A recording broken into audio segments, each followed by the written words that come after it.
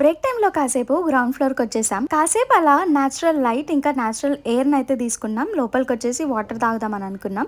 క్యాఫెటేరియాకి వచ్చి చూసేసరికి స్పా వాటర్లో ఏముందో మీరే చూసేయండి. మీకు కనిపిస్తుందా? డ్రాగన్ ఫ్రూట్ ఇంకా రోజ్మెరీ లీవ్స్ అంట. జనరల్గా మనము రోజ్మెరీ లీవ్స్తో వాటర్ బాయిల్ చేసి హెయిర్కి అయితే అప్లై చేసుకుంటాం కదా. ఫస్ట్ టైం నేనైతే ట్రై చేయబోతున్నా. చాలా భయంగా అనిపించింది. ఈ వాటర్ని హెయిర్కి అప్లై చేసుకోవడం తప్ప తాగడం ఎవరు చూపించలేదు కదా. మేమైతే ట్రై చేస్తున్నాం. సో ఈ వాటర్ అయితే ట్రై చేసేద్దాం. వాటర్ తాగడానికి అంత ఇదిగా ఏం లేవు, నార్మల్గానే ఉన్నాయి, తాగగలము. సో నేనైతే ఒక 2 గ్లాసెస్ తీసుకొచ్చుకొని ఇక్కడ కూర్చున్నా. మంచిగా బాల్కనీ వ్యూ అయితే మస్తుగా అనిపిస్తుంది. 10th ఫ్లోర్లో నుంచి కింద వరకు వ్యూ అయితే చాలా బాగుంటుంది.